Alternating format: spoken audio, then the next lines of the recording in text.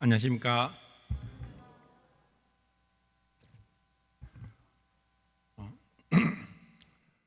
제가 모임에 온 지는 88년도 12월 3일 날 토요일 날 이두마이님 댁에 가서 구원 간증하고 이제 12월 4일 날 첫 예배를 드리고 그날 저녁에 저녁 집회 때 구원 간증을 했습니다. 그래서 89년도 3월 달 침례를 받고 섬기다가 이제 그전 그 대명동 교회에서 98년도에 칠곡 지역으로 이제 강북교회로 개척을 했습니다. 그리고 2007년도에 녹내장 진단을 받고 계속 치료를 했었는데 2017년도에 시각장애 1급 판정을 받게 되었습니다. 성경도 볼 수 없고 또 폰의 메시지도 볼 수 없는 그런 가운데 또 하나님께서 지금 우리가 쓰는 스마트폰의 모든 스마트폰에는 이제 설정에서 이제 보이스 어시스턴트나 또 스크린 리더 또 토크백이라는 그런 설정을 하면은 모든 글자가 손가락만 대면 소리가 납니다. 그래서 이제 이것을 통해서 문자도 확인하고 또 필요한 것들을 이렇게 소리로 듣고 있습니다. 그리고 성경도 계속 이제 오디오 성경으로 듣고 있습니다. 그러다가 지난달 2월 23일 날 신장암 수술을 했습니다. 다윗의 그런 고백이 저의 위로가 되는 것 같습니다. 내가 사망의 음침한 골짜기를 다닐지라도 해를 두려워하지 않을 것은 주께서 나와 함께 하심이라. 주님의 위로가 붙들어 주시고 또 주님의 말씀이 저를 살리시고 주님의 약속이 주님 앞을 향해서 나아갈 수 있도록 하신 것에 대해서 감사가 됩니다. 제가 좋아하는 말이 있습니다. C.S. 루이스가 우리가 두드리는 문은 언젠가 열릴 것이다. 우리는 저 천성을 향하여 나아가고 있습니다. 이 세상에서는 나그네로 살고 있고 우리의 본향을 이를 때까지 우리가 믿음으로 인내하며 주님 앞에서 충성되게 살아가는 것이 우리의 본분이라는 생각이 듭니다.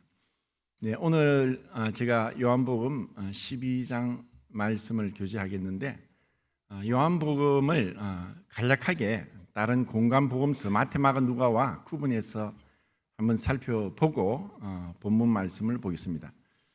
요한복음에는 공관복음서에 있는 예수님의 탄생 기사가 없습니다. 마가복음에도 탄생 기사가 없지만 마가복음은 하나님의 종으로서 예수님이 오셨기 때문에 그 탄생 기사를 기록하지 않았고 요한복음은 하나님 아들로서 오신 주님을 기록했기 때문에 탄생 기사가 없습니다. 그리고 요한복음에는 예수님의 세례 받는 장면을 기록하지 않았습니다. 왜냐하면 예수님이 하나님 아들이시기에 하나님 아들로서 세례를 받으시는 것을 기록한다는 것은 또 그 목적상 맞지 않는 것 같습니다. 그리고 예수님이 시험 받으신 것도 없습니다. 마태와 누가의 시험 받는 것은 세 가지 시험이 순서가 바뀌었습니다. 두 번째, 세 번째가 이제 마태, 누가와 다른데 이것은 또 그 복음서의 특징상 의도적으로 그렇게 한 것이지 다른 것이 아닙니다. 그리고 요한복음에는 예수님이 이제 변화산상에서 변화되는 모습이 없습니다. 항상 예수님께서 아버지와 가장 친밀하게 교제하시는 그런 모습을 처음부터 기록하고 있기 때문에 변화산상에서 변화된 모습을 기록하지 않는 것입니다. 그리고 요한복음에는 겟세마네 기도가 없습니다. 그 인자로서 그 십자가 앞에서 아버지로부터 버림받고 우리를 위한 죄가 되시기 위한 그 처절한 심한 통곡과 눈물로 기도하시는 그 장면을 기록하지 않고 대신 17장에 대제사장 기도를 기록하고 있습니다. 이것은 참 놀라운 하나님의 그 섭리 가운데 요한복음을 통해서 예수님이 창세전에 아버지와 함께 가졌던 영화로서 지금도 아버지와 함께 나를 영화롭게 하옵소서 하는 그 기도대로 요한복음에 특별한 목적이 있습니다. 마태복음의 시작은 아브라함과 다윗의 자손이 예수 그리스도의 세계라라고 기록하면서 유대인의 왕으로 오신 분을 소개하고 있으면서 마지막 28장에서는 하늘과 땅의 모든 권세를 가지셨다. 그리고 예수님께서 유대인의 왕으로 오셨지만 하늘과 땅의 모든 권세를 가지신 분으로 기록합니다. 마가복음은 하나님의 종으로 오신 주님께서 마지막 16장에서 성천하시는 것으로 가장 낮게 되신 분이 가장 높이 되시는 빌립보서 2장 말씀대로 그분의 성천을 기록하고 있습니다. 누가복음은 주님의 족보가 마리아부터 시작해서 아담까지 올라가고 하나님께 올라갑니다. 인자로서 예수님을 기록했고, 그리고 예수님의 그 기록이 다른 공관복음서와 다르게 기도와 성령 충만을 계속 강조하고 있습니다. 예를 들어서 변화상에서 다른 복음서 마태마가는 그냥 예수님이 변화되셨다고 했지만 누가는 기도하실 때, 그리고 세례 받으실 때도 기도하실 때, 그래서 그 기도를 통해서 성령의 충만함을 받는 것을 말씀하고, 누가복음 마지막은 성령의 충만함을 받을 것을 약속하시는 것으로 끝을 맺습니다. 그에 비해서 요한복음은 태초에 말씀이 계시니라. 이 태초는 창세기 1장 1절의 태초보다 더 앞선 영원 전의 태초를 말씀합니다. 그리고 마지막은 그분의 재림으로써 끝을 냅니다. 그러면 이제 요한복음이 이렇게 다르지만 다른 복음서에 비교해서 지금 우리가 살펴보고자 하는 12장 1절, 2절, 3절에서 예수님에게 예배를 드리는 그 마리아의 모습을 우리는 보게 되고, 여기서 예배가 무엇인지를 우리에게 가르쳐주고 있습니다. 이 장면을 우리는 마태복음 26장과 마가복음 14장에서 예수님에게 베다니 문둥이 시몬의 집에 이름을 모르는 한 여자가 옥합을 깨뜨리고 머리에 붙는 사건과 비교했을 때 다른 사건으로 보는 경우도 있고 같은 사건으로 보는 경우도 있는데, 저는 이것을 같은 사건으로 보아야 된다고 생각합니다. 왜냐하면 그 복음서는 서로 다른 모습을, 또 상이한 모습을 그리는 것 같지만 복음서는 한 분 예수 그리스도를 다른 관점에서 보여주고 있고, 그리고 그것이 상이한 것이 아니라 감추어진 보화로서 그분의 크신 광대하신 모습을 보도록 우리를 유도하고 있습니다.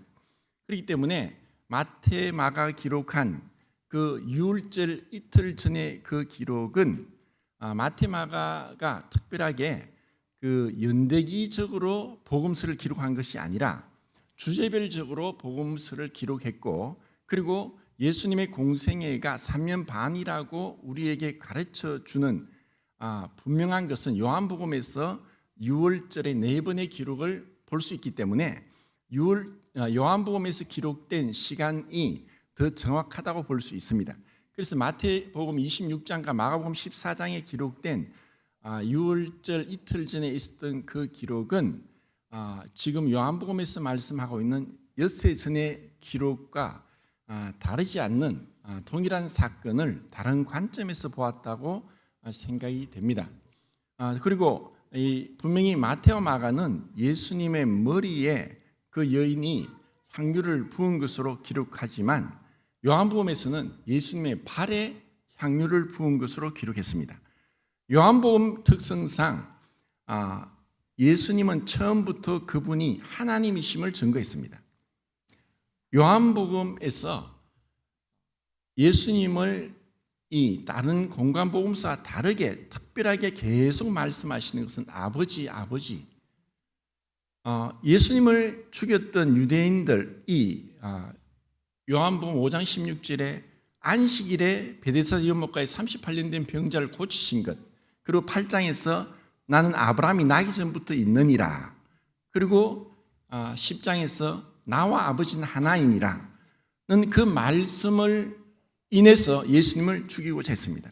그리고 마태복음에서는 예수님에 대한 시기 질투심으로 예수님을 죽이고자 했습니다.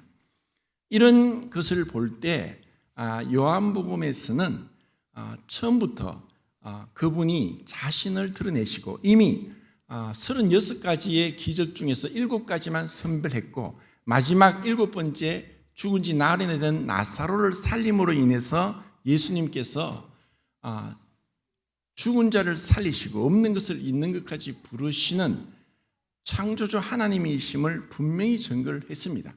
그렇기 때문에 예수님의 머리에다가 향유를 붓는 마리아를 우리는 생각할 수 없습니다. 마리아는 그 예수님이 누구인 줄 알았습니다. 그리고 분명히 처음에는 머리에 향유를 붓고 온몸에 향유를 타고 내려왔을 것입니다. 그런데 요한은 마리아가 하나님 앞에 미천한 비천한 참으로 보잘것없는 자인 것을 암시하기 위해서 발에 향유를 붓고 그의 영광인 머리털로 그 발을 닦으시는 장면으로 최고의 경배를 드리는 것을 볼 수 있습니다. 그리고 베다니에서의 마르다와 마리아와 나사로의 이 주님과의 그 친교, 친밀한 가족과 같은 즐거워하는 자들과 함께 즐거워하고 우는 자들과 함께 우는 그 모습이 어떻게 시작되었는가는 누가복음 10장 38절 42절에서 나옵니다. 길 가실 때에 베다니로 길 가실 때 이미 예수님의 수많은 기적들, 말씀들 또 그분의 성품은 수많은 사람들에게 예수님을 추앙하고 따르게 했습니다. 그리고 예수님은 길을 가실 때에 마르다가 예수님을 집으로 초청하고 관계가 시작됩니다. 우리는 마르다가 수많은 사람들이 예수님을 따라다녔지만 그들의 목적은 분명히 달랐을 것입니다. 그런데 마르다는 마치 기생 라합이 정탐꾼 2명을 40년 전에 이스라엘 백성이 애굽을 나올 때 행했던 놀라운 기적을 듣고 40년이 지난 뒤에 기생 라합은 그 40년 전의 소식을 통해서 믿음을 가지고 정탐꾼 2명을 숨겨주었던 것처럼 마르다는 이미 예수님을 알아보았고 그분을 접대하기 위해서 집으로 초대했습니다. 이것은 놀라운, 우리가 주님과 만날 때 어쩌면 삭개오를 주님께서 먼저 부르시고 내가 네 집에 오늘 유하야겠다고 했던 그 말씀과는 다르게 마르다의 그 믿음과 그런 하나님 앞에 먼저 나오고자 하는 그 행동이 또 얼마나 우리를 축복하는가를 보게 되고 또 지금도 우리는 이와 같은 성도를 섬김으로 인해서 주님께 귀하게 여김을 받게 될 것입니다. 그리고 마리아의 그 위치는 항상 예수님 앞에서 발 아래에 있는 모습으로 그리고 있습니다. 마르다는 분명히 주님을 초대했고 또 식사 대접을 하느라 분주했을 것이지만 누가복음 10장에서는 마리아는 예수님 발 아래에서 말씀을 듣는 모습으로 나옵니다. 그리고 요한복음 11장에서 마르다와 마리아는 동일하게 예수님이 오셨을 때 죽은 지 나흘이나 되었을 때 주께서 여기 계셨더라면 오라버니가 죽지 않았을 것입니다 라는 일종의 불만과 원망 섞인 모습으로 예수님께 그렇게 말씀을 드립니다. 그런데 마르다도 그렇게 이야기했고 마리아도 그렇게 얘기했지만 마리아는 예수님 발 앞에 엎드려서 그렇게 예수님께 강청을 했습니다. 그리고 지금 12장에서 마리아는 예수님 발 아래에서 아무 말도 하지 않지만 예수님을 향하여서 최고의 경배를 드립니다. 우리의 말보다도 우리의 행동이 더 멀리 가고 또 우리의 어줍지 않은 말로 인한 경배보다도 우리가 주님 앞에 그분을 어떻게 존귀하게 영광을 돌려드리는가가 사실 주님이 기쁘시게 받으시는 것입니다. 마리아를 향해서 마테마가는 옥합을 깨뜨리고 머리에 향유를 부었다고 했고, 그리고 예수님께서 이것을 복음이 전하는 곳에 이것을 기억하도록 하셨지만 요한복음에서는 그와 같은 기록을 볼 수 없습니다. 대신에 마테마가가 기록하지 않은 한 구절을 기록합니다. 향유 냄새가 집에 가득하더라. 향유 냄새가 방에 가득하더라고 하지 않고 집에 가득하더라고 말씀했습니다. 그 향유는 마리아의 미래였습니다. 그리고 오라버니가 죽었을 때도 사용하지 않았습니다. 마리아에게 있어서 그 향유를 부어드린 것은 자신의 모두를 부어드린 것입니다. 오늘 본문 말씀에 한 알의 밀이 땅에 떨어져 죽지 않으면 한 알 그대로 있고 죽으면 많은 열매를 맺느니라는 말씀의 의미를 실천한 사람은 마리아였습니다. 우상은 주님보다 먼저 되는 것이 우상입니다. 내 자신을 지켜 우상에서 멀리하라. 그 우상의 가장 중심은 자기입니다. 마리아는 자기의 전부, 미래를 주님 앞에 바쳤습니다. 여자로서 사람들의 어떠한 흉이나 어떠한 판단에도 개의치 않고, 마리아의 눈에는 죽었다가 나흘 만에 살아난 나사로도, 또 문둥병에 걸렸었지만 주님께서 고쳐주셔서 멀쩡하게 나은 그 시몬도, 그리고 다른 사람들도 보이지 않았고 오직 주님만 보였습니다. 세상과 나는 간 곳 없고 구속하신 주만 보이도다. 사람들은 죽었다가 나흘 된 나사로도 보기 위해서 몰려왔습니다. 그들은 이것도 하고 저것도 하고, 그들에게 있어서 예수님의 가치, 예수님의 그 종기는 마리아가 예수님을 향한 것과는 너무나 큰 차이가 납니다. 마리아는 자기의 영광인 머리털로 그분의 발을 닦는 것에 있어서 조금도 스스럼이 없었습니다. 마리아가 그렇게 할 수 있었던 것은 예수님의 말씀을 경청했기 때문이고, 또 그분의 죽으심에 대해서 미리 장사 지낸 아리마대 요셉이나 니고데모도 할 수 없었고 제자들도 깨닫지 못했던 것을 마리아가 깨닫고 있었습니다. 그리고 마리아는 예수님 앞에 와서 어떠한 그의 강청, 그의 요구, 그의 강구를 드리고자 한 것이 아니었습니다. 예배는 주님만을 높이는 것입니다. 우리 자신이 그 앞에서 어떠한 자랑도, 어떠한 높임도, 어떠한 강구도 요구되지 않고 주님 자체, 그분의 광대하심, 온유와 자비와 그분의 사랑과, 그리고 그분의 영원성, 그분의 거룩하심 앞에 엎드리고 오직 주님만 경배하고 그분만을 높여드리는 그 예배가 무엇인지를 마리아는 우리에게 가르쳐주고 있습니다. 알프레드 깁생제님이 쓴 그리스도의 최상의 의무의 예배는 예배의 장애물을 9가지로 얘기하고 있습니다. 그런데 저는 그것이 한 가지라고 생각합니다. 우리가 예배를 드리는 데 있어 가장 큰 장애물은 자아입니다. 옛사람입니다. 아담으로부터 물려받은 우리의 천년적인 생명, 죽기를 싫어하고 자기를 높이고 자기를 드러내고 자기가 인정받고자 하는 그 옛 자아가 죽지 않으면 그 예배는 주님이 받으실 수 없다는 것입니다. 그래서 그 알프레드 깁생제님은 옛 자아를 8가지로 구분했습니다. 첫 번째는 교만이고 그 교만이 세속성을 낳게 합니다.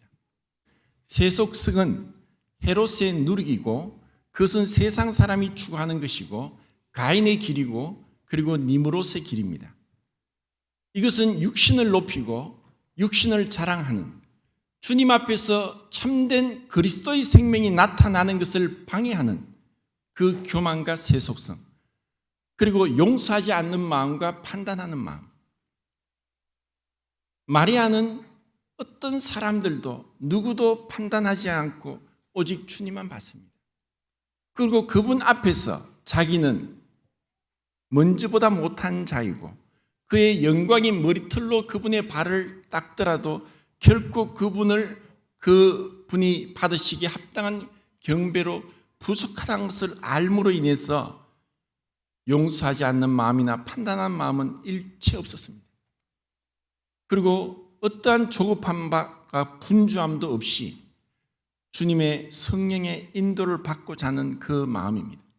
그리고 예배의 장애물, 또 마지막 7번째, 8번째는 형식주의와 분파주의입니다. 우리는 참된 실체가 없이 외모를 보고 외형을 따지고 보이는 것을 더 드러나게 합니다. 이러한 것이 거의 1500년 동안 로마 가톨릭에서 영광의 주님을 바라보면서 외모로 화려한 예배당을 짓고 했지만 말씀을 깨달은 루트는 십자가의 그리스도를 전하기 위해서 그 화려한 성당 앞에 초라하고 보잘것없는 비텐베르크 성당에서 말씀으로 주님을 따라 믿음으로 어렵다함을 받는 놀라운 종교개혁을 일으켰습니다. 우리가 지금 주님을 추구하고 따라가는 것은 분명히 영광의 그리스도를 바라보지만 이 땅에서는 우리의 어떠한 것도 주님보다 더 앞설 수 없다는 그 주님에 대한 높임을 인해서 우리가 철저히 우리 자신을 숨기고 낮아지는 것입니다. 이러한 것이 없이는 우리는 끊임없는 분리 가운데 들어갑니다. 우리의 그리스도인의 교제는 본질적인 것에는 통일을, 비본질적인 것에는 자유를, 그리고 그 위에 자유를, 우리의 생명에 관한 것에 있어서는 우리는 근본적으로 따르면은 그리스도인의 교제가 될 수 없습니다. 그렇지만 생명적이지 않은 여러 부분에 있어서는 그 다양성을 우리가 인정을 해야 됩니다. 그리고 그 모든 것 위에 사랑을 더해야 됩니다. 본질적인 것의 통일을, 비본질적인 것의 자유를, 그리고 그 위에 사랑을. 그러면 마리아가 주님께 경배를 드린 것은 주님을 향한 사랑의 표현이었고 최고의 경배의 표현이었고 그 마음에 있는 주님에 대한 그녀의 참된 자세였습니다. 사랑과 반대되는 것은 그 뒤에 나오는 가룟 유다입니다. 가룟 유다에게 있어서 마리아의 행동은 분명히 마태, 마가에서는 제자들이 붕괴했고 얘기하지만 요한복음에서는 가룟 유다가 그것을 붕괴했다고 하고 300데나리온이나 되는 그 가치를 가난한 사람들에게 주고자 하면서 예수님을 향한 경배를 다른 사람들에게 돌리도록 하는 죄를 범했습니다. 그래서 사랑과 반대되는 것은 죄입니다. 죄는 자기를 높이고 자기를 세우기 위해서 자기의 그 야망, 그리고 유대인들이 예수님을 향한 시기 질투심과 그들의 권력을 유지하기 위해서 그들이 죽지 않고 예수님을 죽인 것입니다. 사랑은 사랑하는 대상을 위해 치러지는 희생을 통해 측정이 됩니다. 가장 완전한 사랑, 가장 큰 사랑은 독생자 아들을 아낌없이 내어주신 아버지의 사랑이고 하나님과 동등됨을 취할 것을 여기지 않고 자기 자신을 비워 종의 형체를 가지시고 십자가에 죽기까지 한 그 십자가의 사랑으로 그리스도의 사랑이 완전하게 나타났습니다. 그보다 더 큰 사랑 없습니다. 우리 중에 누구도 그와 같이 주님을 흉내낼 수도 없습니다. 사랑은 남을 살리기 위해서 자기가 죽는 것입니다. 우리가 죽지 않으면 그것은 체면이 되고 때로는 예의가 되고 때로는 참 좋은 것, 자랑거리가 될 수 있을지 모르지만 죽지 않으면 열매를 맺을 수 없습니다. 갈라디아서에서 바울이 내 속에서 하나님이 자기를 나타내기를 기뻐하실 때라고 표현했습니다. 주님이 우리를 부르시고 구원하신 것은 천국 들어가게 하기 위함이기도 하지만 천국에 들어가기에 합당한 자가 되게 하기 위함이고 천국에 들어가서 우리의 삶은 오직 주님만을 경배하고 주님만을 찬양하기 위함입니다. 우리가 우리 자신이 이러한 자아가 처리되고 십자가로서 처리되지 않으면 결코 주님을 영광스럽게 드릴 수 없다는 것을 가룟 유다와 유대인의 대제사장들과 장로들이 보여주고 있습니다. 그들은 주님을 바라보지 않았습니다. 그들이 바라본 것은 자기의 욕망, 자기들의 그 권력, 자기들의 영향력을 생각했기 때문에 그것을 죽이지 못했기 때문에 예수님을 죽인 것입니다. 마리아는 자기의 모든 미래를 주님에 대한 순수한 헌신과 사랑으로 자기를 죽였습니다. 우리는 창세기 24장에서 모리아산에서 하나님이 아브라함에게 이삭을 번제로 바치라는 그 장면을 우리는 알고 있습니다. 저는 그 장면이 아브라함에게만 명령한 것이 아니라 우리 모든 그리스도인에게 명령하고 있고 지금도 우리를 테스트하고 있다고 생각합니다. 아브라함에게 있어서는 자기의 생명보다 이삭이 더 귀했습니다. 우리에게 있어서 참으로 내가 버릴 수 없고 아까워하고 귀하게 여기고 항상 염두에 두고 내 마음에 있는 것, 그것을 주님을 위해 드려야 합니다. 그것이 주님이 받으시는 경배입니다. 우리가 얼마나 많은 세속성과 또 자아로 인해서 주님이 기뻐하시는 그 기쁨의 자리에 들어갈 수 없는지 모릅니다. 가룟 유다는 이것을 팔아 가난한 사람에게 주었으면 좋았을 것이다. 가룟 유다는 자기 자신도 속고 있고 자기도 모르고 있습니다. 그럼 우리는 요한복음 6장에서 가룟 유다가 이미 예수님을 팔 것을 알았다고 하는데 왜 예수님께서 가룟 유다를 선택했을까? 정말 놀라운 하나님의 섭리가 그것에 담겨 있습니다. 첫 번째, 시편의 말씀을 예언이 성취되도록 하기 위해서 예수님이 가룟 유다를 선택했습니다. 그리고 예수님이 전지하심을 알리기 위해서 가룟 유다를 선택했습니다. 그리고 그 가룟 유다가 그렇게 예수님을 향하여서 다른 마음을 품고 있는 것을 어떤 제자들도 누구도 알 수 없었지만 이것은 거짓 형제, 거짓 선지자, 거짓 선생이 있을 것에 대한 우리에 대한 경고의 말씀입니다.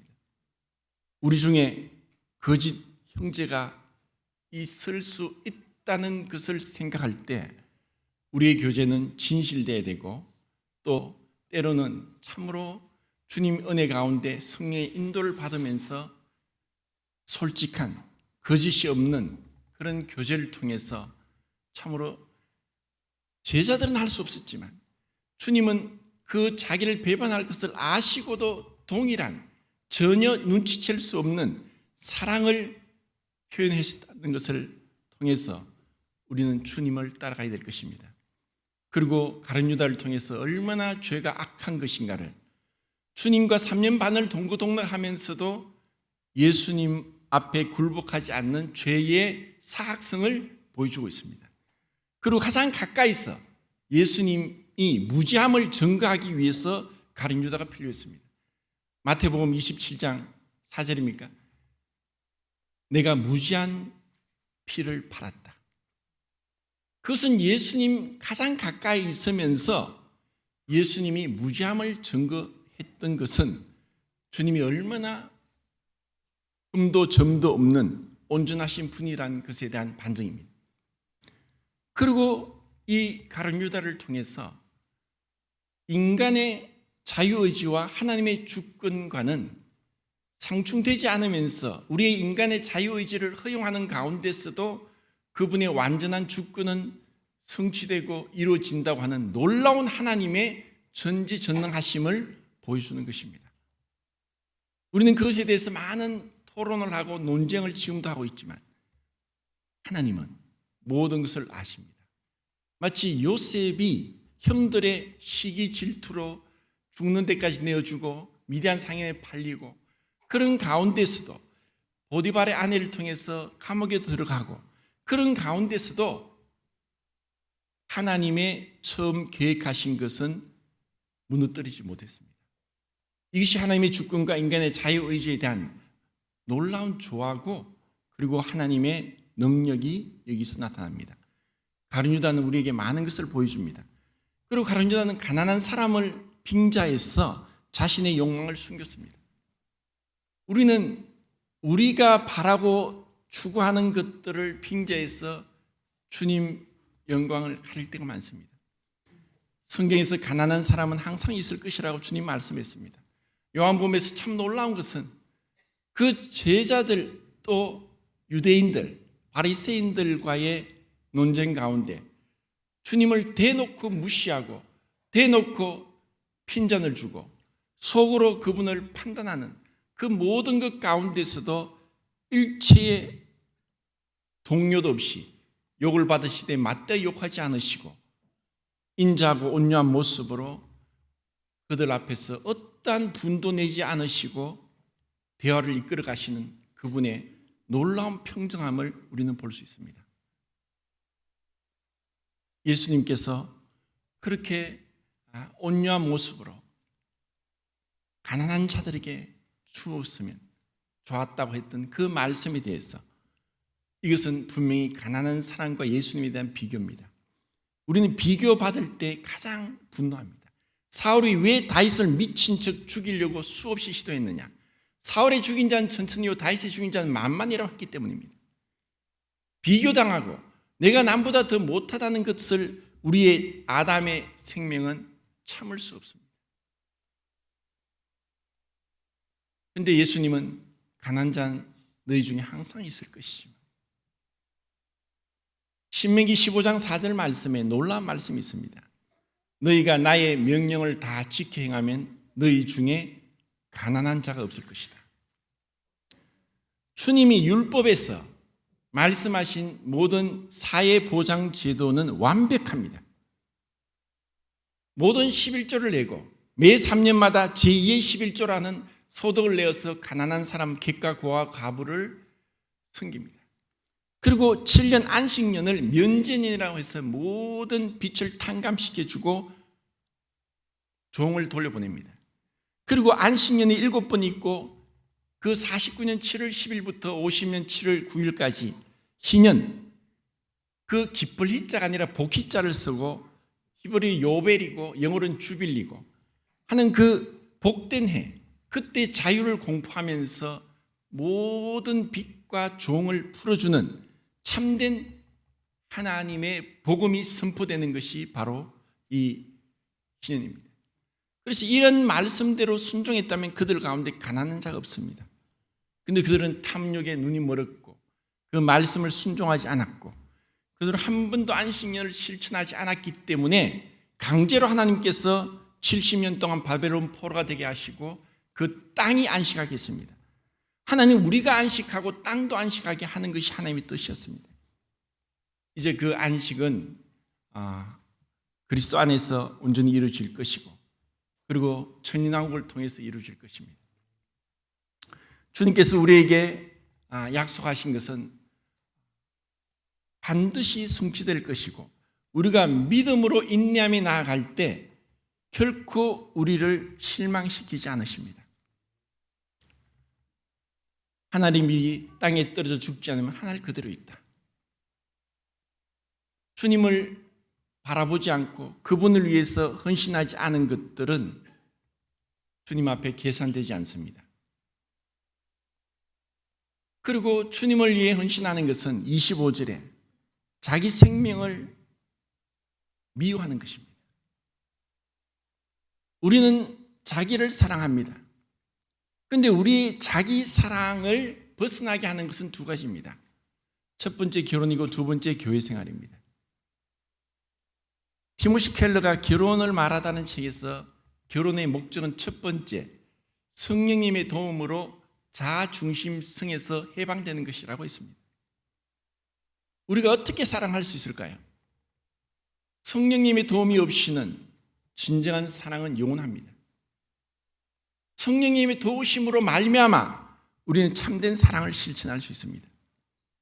그러면 그런 성령님의 인도와 성령님의 충만이 없이는 자기를 사랑하는 것입니다. 자기를 사랑하는 자는 주님을 사랑하지 않는 것입니다. 그리고 예수님은 그 말씀을 그대로 우리에게 실천으로 그 나귀를 타고 예루살렘 성에 입성하는 것을 보여주십니다. 분명히 공관복음서에서 기록된 것과 요한복음에서 기록된 것은 다른 것이 있고, 그리고 스가랴 9장 9절에서 기록된 말씀이 빠져 있는 것이 있습니다. 그것은 공의로 구원하시며 겸손하여 나귀 곧 나귀 새끼를 타신 것이다. 그런데 요한복음에서는 그것이 다 빠졌습니다. 그분은 공의로 오셨다면 우리는 구원받을 수 없습니다. 그리고 그분의 겸손을 구태여 요한복음에서 겸손을 기록한다면 요한복음의 목적과 맞지 않습니다. 그분은 겟세마네에서의 그 처절한 그 기도도 요한복음에 기록할 수 없는 것은 대제사장으로서 아들로서 아버지를 17장 26절까지 40번이나 아버지를 언급하면서 너무나 친밀한 그 모습을 보여주고 있습니다.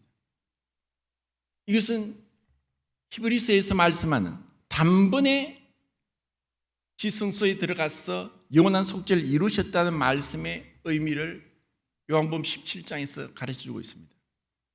그분은 대제사장이 7월 11일 대속죄일 날 지성소에 3번을 들어가야 했습니다. 첫 번째는 성소에 있는 금양단을 가지고 번제단에서 불을 피우고 지성소에 들어가서 속죄소 앞에 나왔습니다. 연기가 가득 가리지 않으면 대제사장은 죽임을 당했습니다. 그것은 인간으로서 하나님 앞에 복되시고 유일하시고 주권자이시고 만왕의 왕의 만주의 주가 되시고 오직 그에게만 죽지 아니함이 있고 그에게만 가까이 가지 못할 빛에 거하시는 그 하나님 앞에 나설 사람은 아무도 없습니다. 죽지 않기 위해서 금양단에 연기가 가득 피어올라서 하나님과 대제사장 사이를 가리었어야만 했습니다. 그리고 두 번째는 수송아지 피를 가지고 들어갔습니다. 자기의 죄를 위해서 속죄하고 그 이후에 여호와를 위하는 제비 뽑힌 염소의 피를 가지고 백성들의 죄를 속죄했습니다. 그런데 예수님은 첫 번째, 두 번째가 필요 없습니다. 그분은 하나님이시기에 금양단의 연기도 필요 없고 그분은 죄가 없으시기에 수송아지 피가 없습니다. 그래서 단번에 그분은 지성소에 들어가셔서 영원한 속죄를 이루신 것입니다. 이러한 예수님의 참된 그 모습을 요한복음에서 기록하기 위해서 스가랴 9장 9절 말씀에 겸손과 그리고 공의와 구원의 말씀이 누락된 것입니다. 이것은 놀라운 성령의 간섭으로 인해서 기록됐습니다. 예수님이 참으로 초라하게 왜 나귀 새끼를 하고 입성하셨느냐. 출애굽기 13장 13절에 나귀의 첫 새끼는 어린 양으로 대속할 것이요 그렇지 않으면 목을 꺾어 죽일 것이요. 나귀는 불순종하는 우리 인간을 상징합니다. 우리는 대속을 받지 못하면 목을 꺾어 죽어야 될 자입니다. 그 나귀 새끼는 주님의 은혜로 주님을 태우고 예루살렘에 입성했습니다. 이것은, 이 장면은 볼 때마다 눈물이 난 장면입니다. 그 위대하신 주님께서 이렇게 초라하게, 그리고 공관복음서에는 사람들의 그 냄새나는 옷을 나귀의 등에 올리고 그 길에 피면서 종려나무 가지를 들고 그분을 환호했습니다. 이것은 너무나 초라하고 보잘것없는 모습입니다. 왕의 입성이라고는 할 수 없습니다. 그렇지만 요한계시록에서 백마를 타고 입성하시면서 공의로 심판하실 그 주님과 너무나 대조적입니다. 주님이 그렇게 하지 않았더라면 우리에는 구원이 없습니다. 주님의 죽으심이 아니었더라면 누구 하나 이렇게 예배를 드릴 수도 없었을 것입니다. 나귀 새끼를 타신 그 주님은 우리에게 겸손이 무엇인지를 가르쳐 줍니다. 어거스틴은 말하기를 그리스도의 최고의 덕목은 무엇이냐? 첫째 겸손, 둘째 겸손, 셋째 겸손. 결국 교만이 죄의 시작이었습니다. 마귀는 교만으로 우리를 부추기고 타락하게 하고 하나님을 떠나게 합니다. 주님은 철저하게 그분의 말씀으로 아니라 그분의 행동으로 겸손이 무엇인지를 하나님으로서 우리에게 보여주셔야 했습니다. 그보다 더 완전하게 나귀 새끼를 타고 입성하신 주님을 우리가 생각할 때 나귀 같은 내가 주님 앞에 쓰임 받기 위해서, 주님께서 우리 같은 자를 사용하기 위해서 우리를 구속하시고 모든 사람에게 구원을 주신 하나님의 은혜가 나타나 우리를 선한 일에 열심한 친백성이 되도록 우리를 자신을 대속하여 우리를 구원하신 주님 앞에 감사를 드리게 됩니다. 이제 말씀을 정리하겠습니다. 주님을 사랑하는 것이 내 삶에 있어서 마리아처럼 가장 귀한 것을 드릴 준비가 되어 있고 주님의 그 위대하심을 바라보는 만큼 우리는 가치 있는 헌신을 할 수 있다는 것입니다. 우리가 주님을 바라보지 못하고 그분의 위대하심을 인지하지 못하는 만큼 우리는 우리 육신대로 살게 되어 있습니다. 우리가 성령의 인도를 받으면 육체의 욕심을 이루지 않고 성령의 추구하시는 바를 우리가 따라가지 않으면 우리는 율법 아래 있습니다. 이것이 갈라디아서 5장 24절 26절 말씀입니다. 그리고 주님이 원하시는 것은 어떤 성령의 은사라기보다 성령의 열매입니다. 그것은 우리가 주님을 위해서 드리는 어떠한 그 봉사나 어떠한 업적이나 어떠한 일들보다도 주님이 원하시는 것은 내 안에서 그리스도가 존귀케 되고 나는 죽고 그리스도가 나타나도록, 나는 사망에 넘겨지고 그리스도의 생명이 나타나도록 내가 그 축복의 통로가 되고 마리아처럼 미래를 깨뜨리는 옥합이 되는, 그리고 그것이 집안에 향기가 가득하더라고 하면서 그리스도의 향기가 나타나도록 그렇게 우리를 부르셨다는 것. 그리고 우리가 이 땅에서 드린 어떠한 헌신도 어떠한 봉사도 사람들은 모를지라도 주님은 알고 계십니다. 나를 섬기는 자는 내 아버지께서 그를 귀하게 여기시리라. 이것보다 더 복된 말씀은 없습니다. 12장 몇 절인지 제가 잘 모르겠지만 한번 찾아보시면 아버지로부터 귀하게 여김 받는 것이 우리의 인생의 참된 목적이고 그것이 가장 행복한 인생이 아닌가 싶습니다. 감사합니다.